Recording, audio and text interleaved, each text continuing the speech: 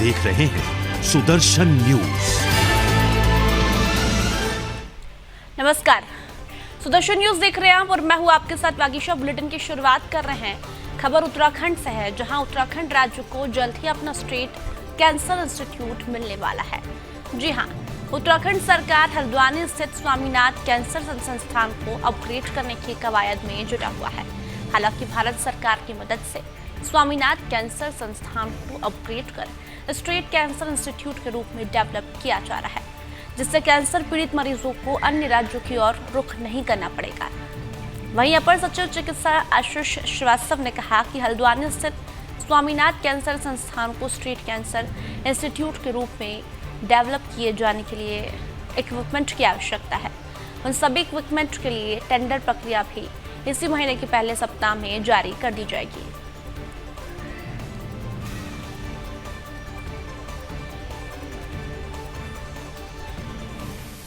देखिए, हमारे यहाँ पर एक हल्द्वानी मेडिकल कॉलेज के साथ एक स्टेट का स्वामीनाथ कैंसर संस्थान है जो हल्द्वानी में है।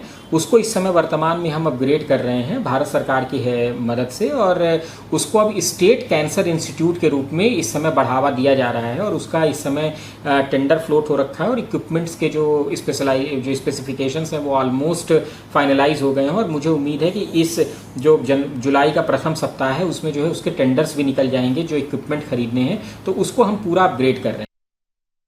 खबर उत्तराखंड के हरिद्वार से है, जहां अवैध अतिक्रमण पर प्रशासन का बुलडोजर चला। बता दें कि एक फिर से धर्मनगरी हरिद्वार में अतिक्रमण हटाने का अभियान चलाया गया। इसी दौरान प्रशासन और दुकानदारों के बीच नोकझोंक भी देखने को मिली, मगर प्रशासन ने किसी की भी नहीं सुनी। हरिद्वार के बाजारों में जेसीबी की दुकानों के बाहर किए गए अवैध अतिक्रमण को हटाया गया। साथ ही चेतावनी दी गई कि अगर दोबारा से अतिक्रमण किया गया तो प्रशासन द्वारा कार्रवाई भी की जाएगी। वहीं एसपी सिटी स्वतंत्र कुमार ने कहा कि पहले भी हमारी तरफ से अतिक्रमण हटाओ अभियान चलाया गया था। अब कांवड़ मेला शुरू होने वाला है। कांवड़ मेले को देखते हुए अतिक्रमण हटाना जरूरी है। कांवड़ मेले में 4 करोड़ से ज्यादा यात्रियों का आने की संभावना है, जिसको लेकर श्रद्धालुओं और व्यापारियों को कोई समस्या न हो, इसके लिए यह अभियान चलाया गया है। वहीं इस मामले में व्यापार मंडल के पदाधिकारियों से बात हुई है, जिसमें व्यापारी भी तैयार हैं। जिन व्यापारियों का सामना दुकानों से बाहर है उनको तोड़ा गया। नगर निगम के द्वारा सामान को जब्त भी किया गया। आने वाले दिनों में कांवड़ यात्रा शुरू होगी। कांवड़ यात्रा में श्रद्धालुओं को किसी भी तरह से परेशानी ना हो, इसके लिए यह अभियान चलाया गया है। साथ ही प्रशासन की तरफ से अवैध अतिक्रमण को लेकर दुकानदारों को हिदायत दी गई।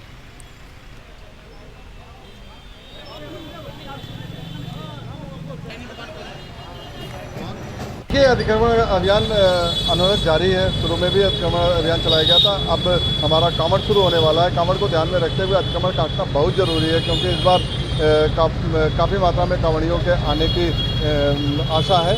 और ऐसे में पुलिस प्रशासन, व्यापारी और कांवड़ियों को देखते हुए अतिक्रमण का हटना अत्यंत आवश्यक है। व्यापारी बंधुओं से हमारी मीटिंग भी हो रखी है। सारे जो स्टेक होल्डर्स हैं सबसे मीटिंग हो गई है। सभी लोग तैयार भी हैं। कुछ % व्यापारी जो सहयोग नहीं कर रहे थे, ये अतिक्रमण उनके लिए है और उनको सख्त मैसेज भी दिया गया है। जो लोग बाहर लगा रखे हैं उनके स्ट्रक्चर्स को तोड़ा भी गया है और नगर निगम के द्वारा जब्त भी किया गया है। तो आगे भी ये जारी रहेगा कि हमारा कांवड़ मेला सकुशल संपन्न हो। जो कांवड़िया हैं उनको परेशानियों का सामना न करना पड़े, इसको ध्यान में रखते हुए किया जाए। उत्तराखंड में अतिक्रमण हटाओ अभियान चलाया जा रहा है। बुलडोजर की कार्रवाई उत्तराखंड में भी जारी है। आप देख सकते हैं किस तरह से बुलडोजर द्वारा पुलिस प्रशासन की मौजूदगी में अवैध अतिक्रमण को हटाया जा रहा है। अवैध अतिक्रमण जिस पर कार्रवाई लगातार जारी है। बुलडोजर अब उत्तराखंड में भी चलने लगा है। बुलडोजर की कार्रवाई आप देख रहे हैं। बाजार में ये दुकान जो है वो अवैध अतिक्रमण है, जिसके चलते बुलडोजर की कार्रवाई की गई।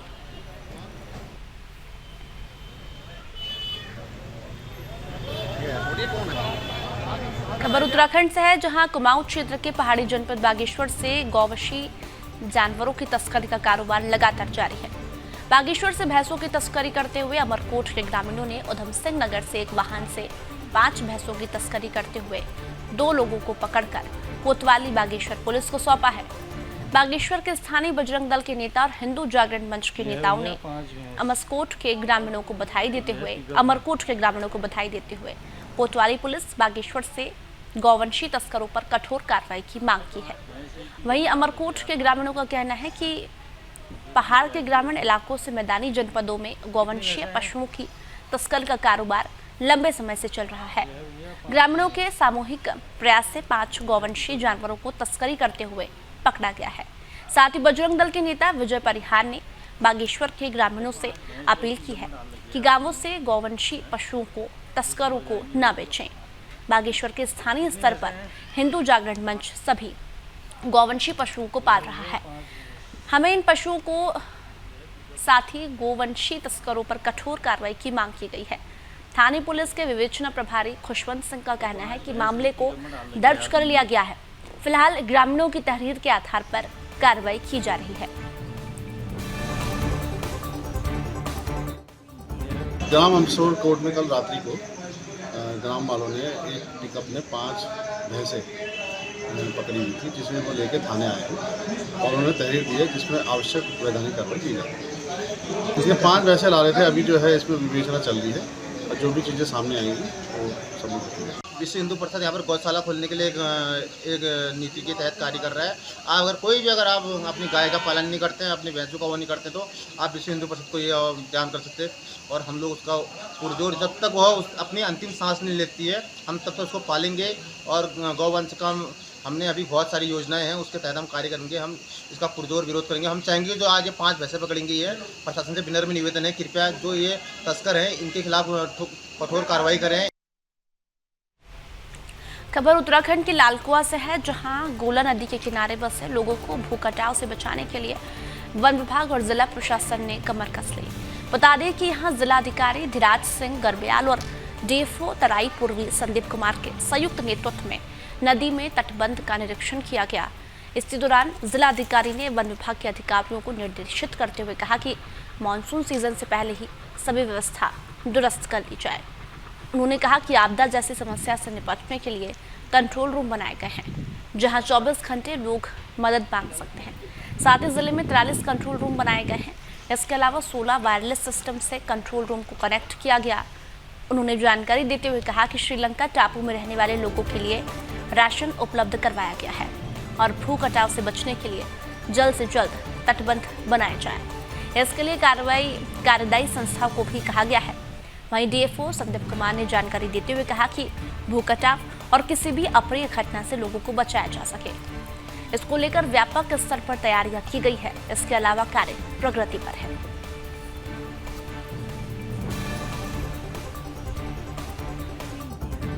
रेलवे का एक्सटेंशन वर्क होना वहाँ पे आने वाले समय में रेलवे का वहाँ पे विस्तार होना है, ट्रैक्स का या एक्सटेंशन वर्क के माध्यम से।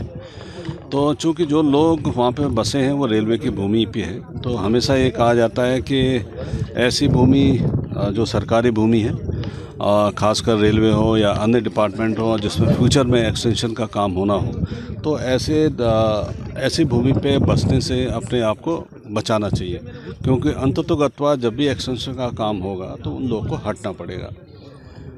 और रेलवे ने जो नोटिस दी हैं तो उस हिसाब से रेलवे जब भी कहेगा तो हम लोग उनको पुलिस फोर्स और मजिस्ट्रेट वगैरह उपलब्ध कराएंगे और देखेंगे मानवीय दृष्टिकोण से हम लोग उन लोगों के लिए क्या कर सकते हैं। इसमें एक्चुअली लास्ट टाइम भी जो है जो अक्टूबर में बहुत बाढ़ आया था यहाँ पे, और ये बिंदुघट्टा का क्षेत्र जो है जो पश्चिमी तट पे है गोला नदी के, काफ़ी कट गया था। तो लास्ट ईयर भी हमने लगभग 1400 मीटर के करीब जो है एक चैनल यहाँ पे क्रिएट किया था, लेकिन इस चैनल के ऊपर वाला साइड और नीचे वाला साइड जिसमें पुनः जो है इस बाढ़ में पानी जाने की संभावना हो सकती थी और इसमें जो है कटाव हो सकता था। तो हमने जो है लास्ट मंथ जो है ऑलरेडी विधायक जी के साथ में जो है एक निरीक्षण किया था, इसमें SDM साहब वगैरह सभी लोग थे।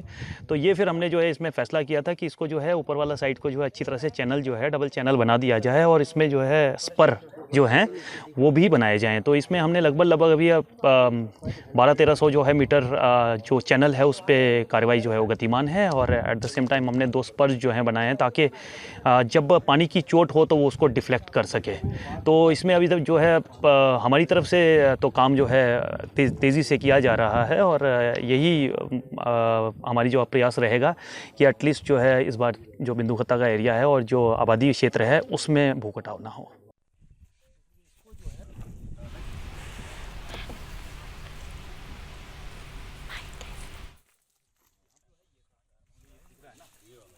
कम करना है सर, थोड़ा उस पे टॉप पे जाएंगे।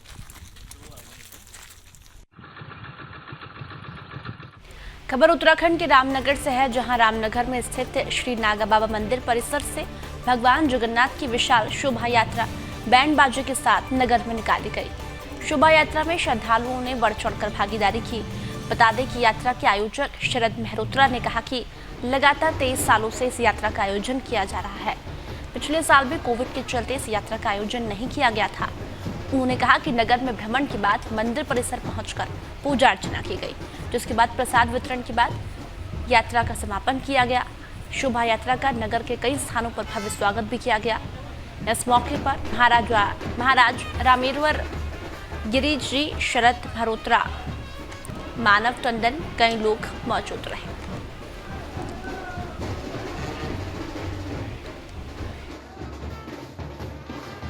ये अब 23वां वर्ष है हमारा, लगातार 23 वर्षों से चल रहा है। कोरोना काल में 2 वर्ष हम नहीं मना पाए इसको, लेकिन अभी हमारा 23वां वर्ष है ये, और आगे परंपरा ये जारी रहे, इसी का पूरा प्रयास है हम लोगों का। उत्तरकाशी जनपद में नशे को जड़ से खत्म करने की उत्तरकाशी पुलिस की मुहिम लगातार जारी है।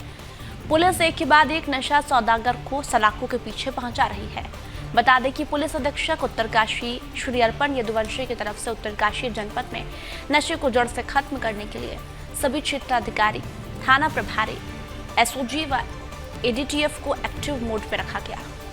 इसी कड़ी में अवैध नशे के खिलाफ कार्रवाई करते हुए सीओ बड़कोट श्री सुरेंद्र सिंह भंडारी के पर्यवेक्षण में और थानाध्यक्ष पुरौला श्री अशोक कुमार के नेतृत्व में पुरौला पुलिस व एसओजी की संयुक्त टीम ने चेकिंग अभियान चलाया। इस अभियान के तहत पुलिस ने एक नशा तस्कर को अवैध स्मैक का परिवहन करते हुए गिरफ्तार किया, जिसके बाद पुलिस ने मामले को दर्ज कर आरोपी को जेल भेज दिया। फिलहाल मामले में आरोपी से पूछताछ जारी है।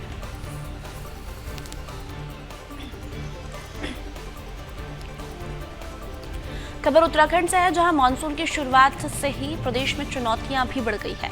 प्रदेश में मानसून की दस्तक के साथ ही भूस्खलन के कारण सड़कों के बंद होने का सिलसिला शुरू हो गया। बता दें कि क्रॉनिक लैंडस्लाइड जोन ज्यादा दिक्कतें पैदा कर रहा है।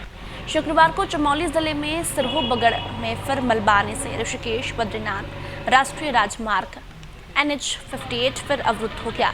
बताया जा रहा है कि भूस्खलन से कई सड़कें बंद हैं, जिसको लेकर पुलिस प्रशासन की तरफ से सड़क को खोलने के लिए कवायद जारी है।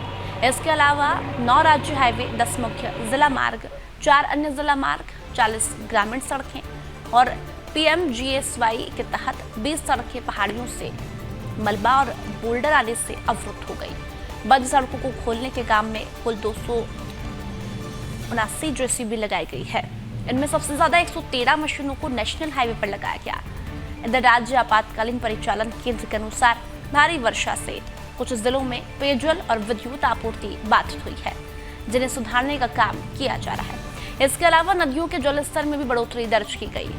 विभागाध्यक्ष प्रमुख अभियंता का कहना है कि क्रॉनिक लैंडस्लाइड जोन बारिश के साथ फिर सक्रिय हो गए हैं।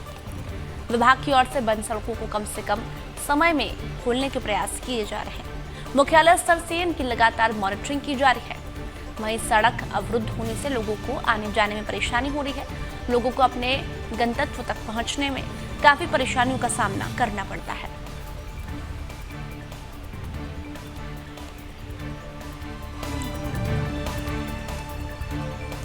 खबर उत्तराखंड से है, जहां चारधाम तीर्थयात्रियों के लिए अच्छी खबर सामने आ रही है।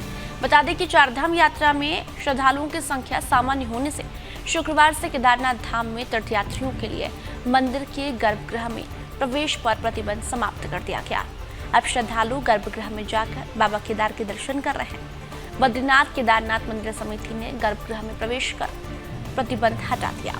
दरअसल केदारनाथ धाम के कपाट खुलने के दिन तीर्थयात्रियों की भीड़ उमड़ने से गर्भगृह में प्रवेश पर रोक लगा दी थी। केदारनाथ धाम के कपाट 6 महीने के लिए खुले थे। पहले दिन ही 20,000 से अधिक तीर्थयात्री बाबा केदार के दर्शन के लिए पहुंचे थे। दर्शन के लिए श्रद्धालुओं को भारी अव्यवस्थाओं का सामना करना पड़ा। भीड़ को नियंत्रित करने और दर्शन में लगने वाले समय को देखते हुए बद्रीनाथ केदारनाथ मंदिर समिति ने गर्भगृह में प्रवेश प्रतिबंधित कर दिया था। वहीं चारधाम यात्रा में श्रद्धालुओं की संख्या सामान्य होने से शुक्रवार से केदारनाथ धाम में तीर्थयात्रियों के लिए मंदिर के गर्भगृह में प्रवेश पर प्रतिबंध समाप्त कर दिया गया। अब श्रद्धालु गर्भगृह में जाकर बाबा केदार के दर्शन कर रहे हैं। बद्रीनाथ केदारनाथ मंदिर समिति के अध्यक्ष अजेंद्र अजय ने बताया कि इस साल मई व जून माह में रिकॉर्ड संख्या में श्रद्धालुओं के पहुंचने के कारण गर्भगृह में प्रवेश पर प्रतिबंध लगा दिया गया था। श्रद्धालु सभा मंडप से ही बाबा केदार के दर्शन कर रहे थे, लेकिन अब संख्या कम होने के बाद श्रद्धालु जाकर पूजा अर्चना कर रहे हैं। इसके अलावा श्रद्धालुओं की संख्या में कमी को देखते हुए मंदिर में दर्शनों के समय में भी परिवर्तन किया गया। केदारनाथ मंदिर में सुबह 4 बजे से के स्थान पर 5 बजे से धर्म दर्शन शुरू हो रहे हैं।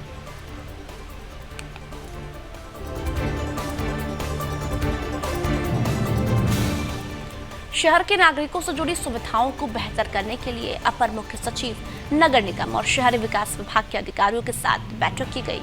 इसी दौरान उन्होंने निगम के आय व्यय की जानकारी लेते हुए साफ सफाई के इंतजामों का फीडबैक भी लिया। साथ ही स्वर्ण जयंती सभागार में आयोजित बैठक में उन्होंने कहा कि कूड़ा निस्तारण कार्य में देरी होने पर नाराजगी भी उन्होंने जताई है। वहीं संबंधित अधिकारियों से संबंध में जानकारी हासिल कर निगम को कूड़ा निस्तारण के लिए अतिशीघ्र बजट उपलब्ध कराने के निर्देश दिए। उन्होंने नगर निगम की आय के स्रोतों को और ज्यादा विकसित करने के लिए भी कहा। राज्य वित्त आयोग की सूची पर मिले बजट के मामले में उन्होंने निगम को अतिरिक्त बजट उपलब्ध कराने का भरोसा भी दिया।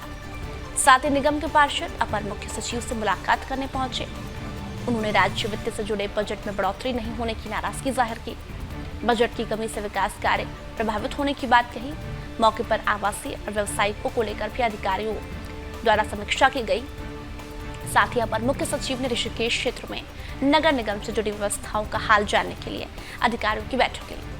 इसी दौरान उन्होंने निगम की आय से लेकर खर्च और विकास कार्यों की समीक्षा की। कहा कि कूड़ा निस्तारण कार्यों में बजट की कमी के चलते पेश आ रही दिक्कतों पर उन्होंने शहरी विकास निदेशालय के अधिकारियों को अतिशीघ्र बजट जारी करने के निर्देश दिए।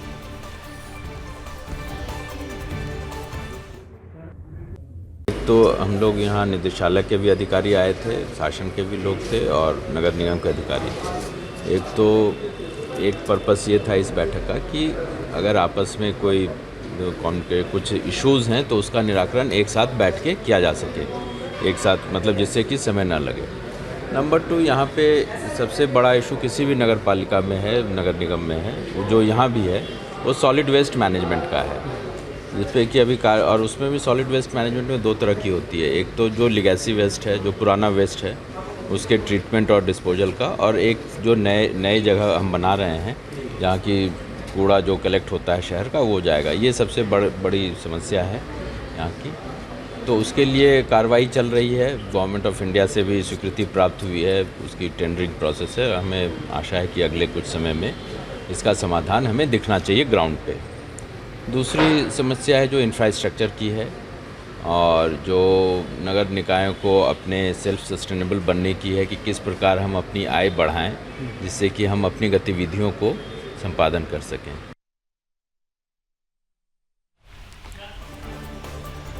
खबर उत्तराखंड से है, जहां रोटरी क्लब ऋषिकेश के अध्यक्ष अपने तमाम साथियों के साथ त्रिवेणी घाट पहुंचे, जहां उन्होंने मां गंगा का आशीर्वाद लिया। साथ ही उन्होंने गरीबों को खाने के साथ मिठाइयां वितरित की। इसी दौरान मुख्य अतिथि के रूप में पहुंचे नगर निगम की मेयर अनीता ममगाई भोजन वितरण कार्यक्रम का शुभारंभ करने पहुंची। मेयर अनीता ममगाई ने कहा कि मानव सेवा सबसे बड़ा धर्म है। रोटरी क्लब द्वारा विभिन्न कार्यक्रमों के माध्यम से जो कार्य किए जा रहे हैं वो प्रशंसनीय है। साथ ही उन्होंने कहा कि वो उम्मीद करती हैं कि भविष्य में भी जनहित से जुड़े कार्य करते हुए क्लब जरूरतमंदों की मदद करता रहेगा।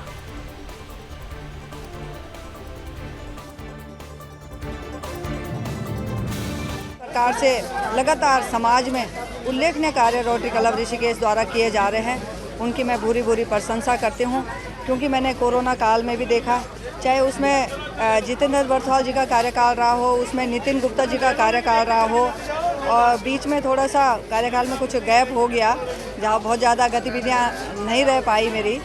लेकिन इस समय मुझे पूर्ण आशा और विश्वास है कि राकेश अग्रवाल जी के नेतृत्व में भी रोटरी क्लब ऋषिकेश नित नए आयाम कायम करेगा और उन ज़रूरतमंदों की सेवा के लिए लगातार वो आगे आएंगे जिनके लिए कि रोटरी क्लब हमेशा काम करता है। आज यहाँ पर आप देख रहे होंगे कि सुबह से ही मुझे लगता है कि सुबह 10 बजे से ही अटूट लंगर यहाँ पे चल रहा है, और जिस प्रकार से लगातार हम सभी लोगों को, श्रद्धालुओं को, तीर्थयात्रियों को समझाने का प्रयास कर रहे हैं कि आप बिल्कुल भी चिंता ना करें। यहाँ पे अन्नपूर्णा का पर्याप्त भंडार, माँ गंगा की अपार कृपा है, और रोटरी क्लब द्वारा यहाँ पर पूरे भोजन की व्यवस्था की हुई है। मुझे लग रहा है कि 2 बजे तक ये अटूट यहाँ पर भोजन की व्यवस्था चलेगी। पिछले 52 साल से हमारा जो रोटरी क्लब ऋषिकेश है समाज हित में और समाज सेवा में सदैव संघर्षरत रहा है। चाहे कोई भी आपदाई हो, चाहे उत्तरकाशी की आपदाई हो, चाहे केदारनाथ की आपदाई हो, चाहे कोटद्वार में आपदाई हो, हर समय रोटेरियन हमारे सदस्यों ने बढ़ चढ़कर इसमें मदद का काम किया है। और आज अन्नपूर्णा दिवस से हमारी शुरुआत हुई है। आज हमने गरीब लोगों को भोजन कराने का काम किया है, और उम्मीद करता हूं कि मुझे अध्यक्ष की बागडोर विश्वास के साथ सदस्यों ने दिया, उनके विश्वास को खरा करने की पूरी कोशिश करें। खबर उत्तराखंड के श्रीनगर गढ़वाल से है, जहां एक बार फिर सिख यात्री और स्थानीय लोग आपस में भिड़ गए। इसी दौरान दोनों के बीच जमकर लात घूंसे चले। दरअसल देर रात श्रीनगर गढ़वाल में हेमकुंड साहिब की यात्रा से आ रहे सिख यात्री हुड़दंग मचाते हुए जा रहे थे। इसी दौरान स्थानीय व्यक्ति की तरफ से विरोध करने के बाद सिख यात्री व स्थानीय के बीच कहासुनी हो गई। कुछ ही देर में आपसी बहस लात घूंसों में तब्दील हो गई। आक्रोशित स्थानीय लोगों ने जमकर सिख यात्रियों की लाठी डंडों से पिटाई कर दी, जिसके बाद मौके पर मौजूद लोगों ने मामले की सूचना पुलिस को दी। वहीं मौके पर पहुंची पुलिस ने किसी तरह दोनों पक्षों को शांत कराकर थाने लेकर आए, जहां दोनों पक्षों का चालान काटा गया। साथ ही दोनों को समझाकर मामले को शांत करवाया गया। बता दें, इससे पहले भी 2 बार श्रीनगर में स्थानीय लोगों व सिख यात्रियों के बीच मारपीट की घटना सामने आ चुकी है।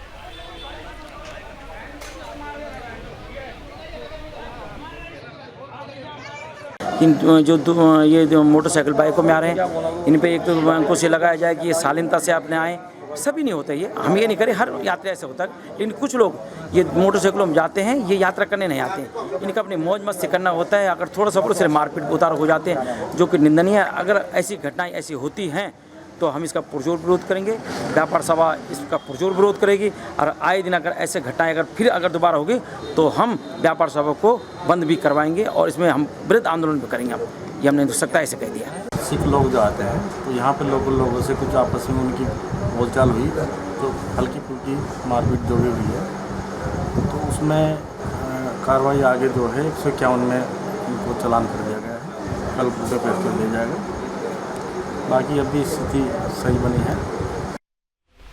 उत्तराखंड के रामनगर में उस वक्त हड़कंप मच गया जब रामनगर के मोहल्ला खदाड़ी क्षेत्र में अज्ञात चोरों ने एक घर का ताला तोड़कर लाखों रुपए की नकदी, लाखों रुपए के जेवरात चोरी की वारदात को अंजाम दिया। जिसके बाद पीड़ित थाने पहुंचे, जहां पीड़ित ने थाने में एफआईआर दर्ज करवाई। पीड़ित ने तहरीर में बताया कि वो अपने परिवार के साथ घर में ताला लगाकर कहीं बाहर गया हुआ था। इस बीच गुरुवार की रात अज्ञात चोरों ने उसके घर के मेन दरवाजे का ताला तोड़ने के साथ ही घर की अलमारी व संदूक के ताले तोड़कर 3,50,000 रुपए की नकदी और करीब 8 तोले सोने के आभूषण के अलावा पीतल के बर्तन चोरी कर मौके से फरार हो गया।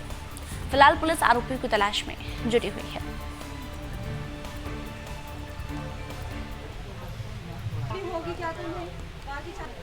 मेरे घर में चोरी हुई है। मेरे घर में 3,50,000 रुपये कैश रखा था, करीब 7-8 तोला सोना रखा था, चीज़ जेवर जो थी, ये चीज़ मेरी चोरी हो गई है। और लगभग जो पीतल तांबे के बर्तन थे वो चोरी हुए हैं, और बाकी और कुछ चोरी नहीं हुआ। पीतल तांबे के बर्तन चोरी हुए हैं, और तुम्हारे ताले तोड़ दिए, सारे चोरी हो गए। घर में कोई नहीं था। मेरी सास की तबीयत ख़राब थी, मैं वहाँ पर गया था उन्हें देखने के लिए। तुम्हारे परसों गया था, मैं करीब 29 तारीख में गया था, 28-29 तारीख हो गई ऐसे। थाने में रिपोर्ट दे दिया मैंने। पुलिस अब आई है घर पर, जांच करने के लिए आई है। मामला ये कोई तस्लीम नाम के व्यक्ति हैं, वो आज मेरे पास आए थे। उनका कहना था कि वो कल घर पर नहीं थे, तो उनके घर में जो है कुछ नकदी और कुछ सामान जो है चोरी हुआ है, जिसमें हम जांच कर रहे हैं। जांच के बाद जो भी कार्रवाई होगी अमल में लाई जाएगी। पौड़ी गढ़वाल बद्रीनाथ राष्ट्रीय राजमार्ग 58 स्वरूपगढ़ के पास बाधित हो गया है। वहीं पौड़ी जनपद में बारिश के बाद कई जगहों से भूस्खलन की सूचनाएं मिल रही है, जिस पर जिला प्रशासन की तरफ से मॉनिटरिंग की जा रही है। प्रशासन अलर्ट मोड पर है। प्रत्येक तहसीलों से पल पल की जानकारियां जुटाई जा रही है। वहीं जिन जगहों पर सड़क बंद है उन्हें खुलवाने के निर्देश अपर जिलाधिकारी ने दे दिए हैं। मौके पर जेसीबी मशीन तैनात की गई। अपर जिलाधिकारी एलागिरी ने बताया कि स्वरूपगढ़ में लगातार भूस्खलन हो रहा है, जिसकी वजह से राजमार्ग खोलने में दिक्कतों का सामना करना पड़ रहा है। मार्ग को छातीखाल रुद्रप्रयाग से डाइवर्ट किया गया। कोशिश की जा रही है कि जल्द से जल्द राजमार्ग को सुचारू किया जाए।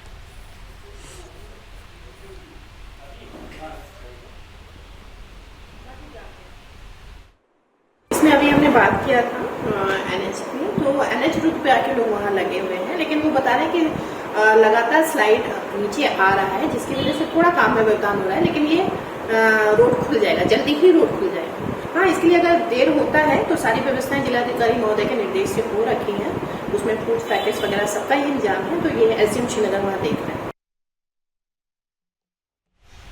पौड़ी के थलीसैंड के अंतर्गत आने वाले चीला गांव में सुबह से हो रही बारिश के बाद कुछ जगहों पर लैंडस्लाइड हो गई है। ग्रामीण विकास सिंह नेगी की ओर से दी गई जानकारी के अनुसार सुबह से ही हो रही बारिश के चलते लैंडस्लाइड के साथ ही पानी का बहाव इतना तेज था कि खेतों को इससे काफी नुकसान पहुंचा है। वहीं जिलाधिकारी पौड़ी डॉक्टर विजय कुमार जोगदंडे ने इस संबंध में एक टीम को मौके पर भेजा है, जो कि क्षेत्र में हुए नुकसान का आकलन करेगी और आपदा एसडीआरएफ के मानकों के अनुरूप जो भी नुकसान हुआ होगा संबंधित को आर्थिक सहायता के रूप में प्रदान किया जाएगा।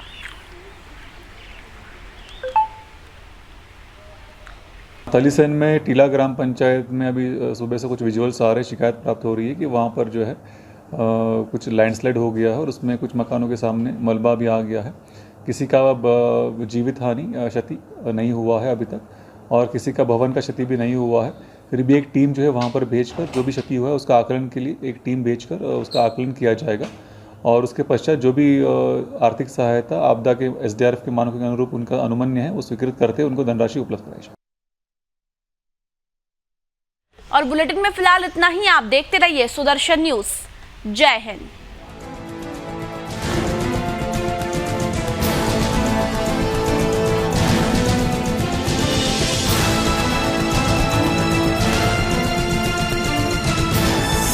आप देख रहे हैं सुदर्शन न्यूज।